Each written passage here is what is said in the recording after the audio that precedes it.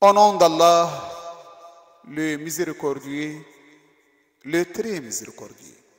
Chers frères et sœurs, il faut d'abord noter que ces questions jurisprudentielles, selon les fatwas de son éminence Ayatollah Al-Sayyid Al-Sistani, il y a plusieurs choses qui rendent pur ce qui est impur. Je vais essayer de parler des plus importants d'entre eux. L'eau. L'eau purifie les choses impures si les 4 conditions suivantes sont remplies. L'eau doit être non mélangée, ni du savon, ni quoi que ce soit d'autre. L'eau doit être pure. L'eau ne doit pas devenir une eau mélangée lorsque l'objet impur est lavé.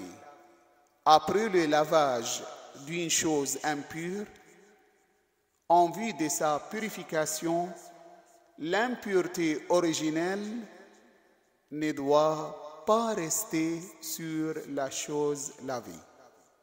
La terre. La terre purifie la plante des pieds et les semelles des chaussures si les conditions suivantes sont remplies. La terre doit être pure. Elle doit être sèche. L'impureté doit provenir de la terre et non d'autre origine par précaution obligatoire.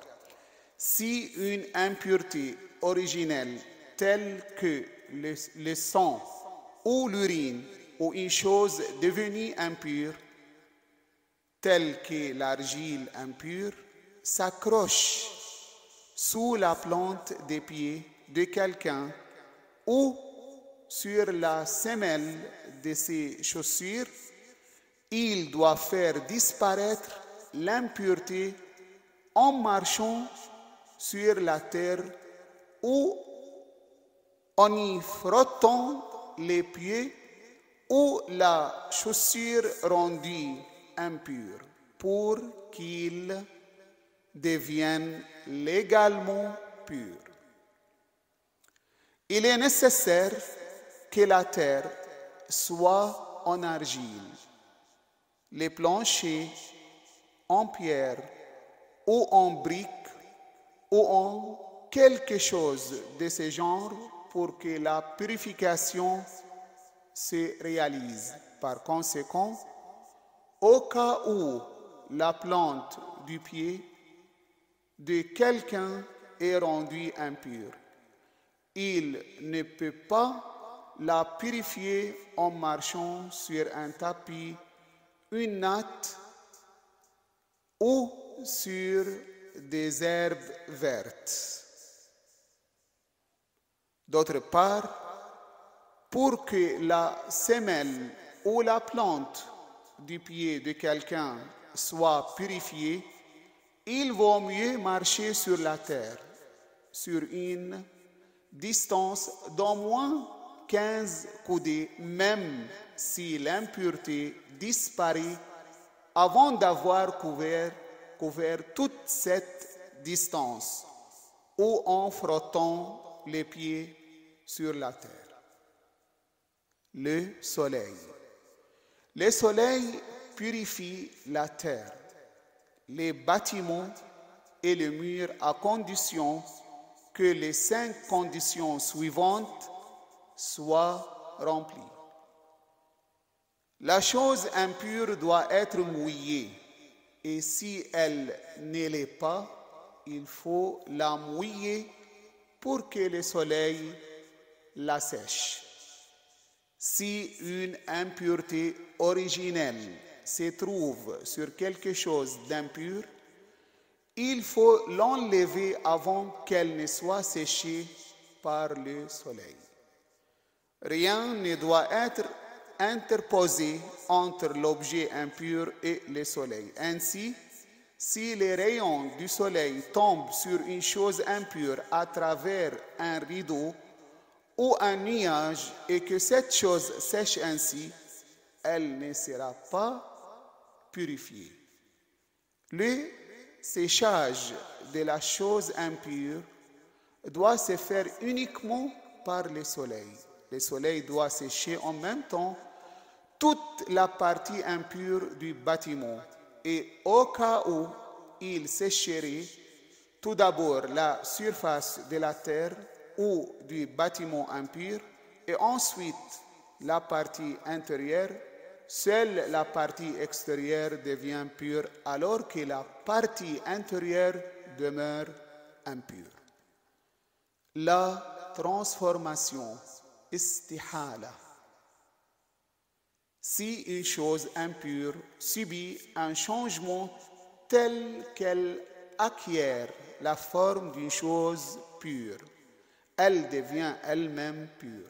Par exemple, si un morceau de bois impur brûle et se trouve réduit en cendres, ou si un chien tombe dans un marais salon et se transforme en sel, ils deviennent purs. Mais si dans ces processus de transformation, la nature des choses impures ne change pas, elles ne deviennent pas pures. Ainsi, si du blé impur est transformé en farine ou transformé en pain cuit, il ne devient pas pur. Les changements, inqilab. Si le vin devient vinaigre spontanément ou en y ajoutant du sel ou du vinaigre, il devient pur. Mais le vin extrait des grappes impures ou touché par une impureté externe ne devient pas pur à la suite de sa transformation en vinaigre. Si le jus de raisin fermente spontanément ou par l'action de la chaleur du feu, il devient illicite. Toutefois, s'il bout si longtemps sur le feu qu'il n'en reste que le tiers, il devient licite. Néanmoins, le jus de raisin ne devient pas impur par l'effet de l'ébullition. Le transfert, intiqal.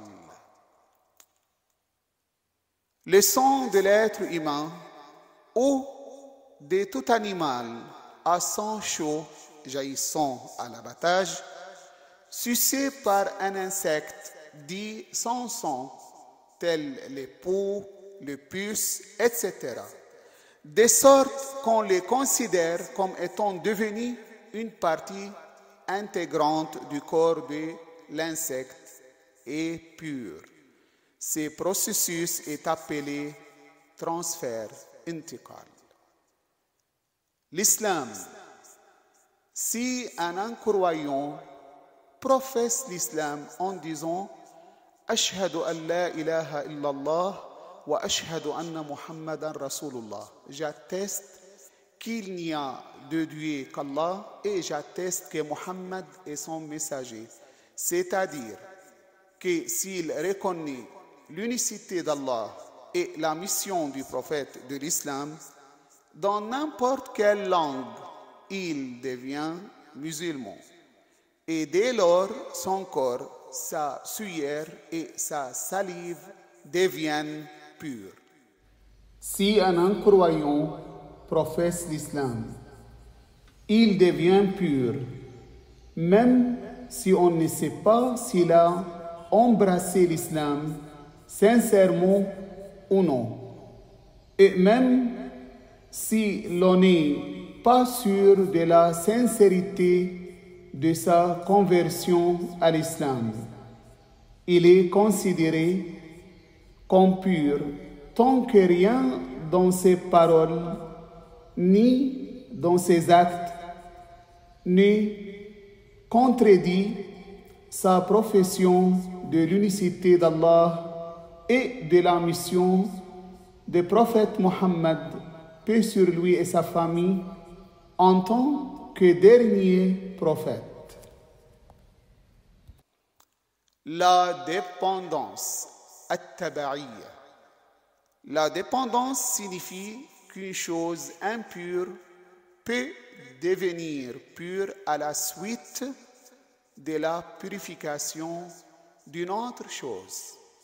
Si le vin se transforme en vinaigre et qu'il devient par conséquent pur, le récipient qui le contient devient pur lui aussi.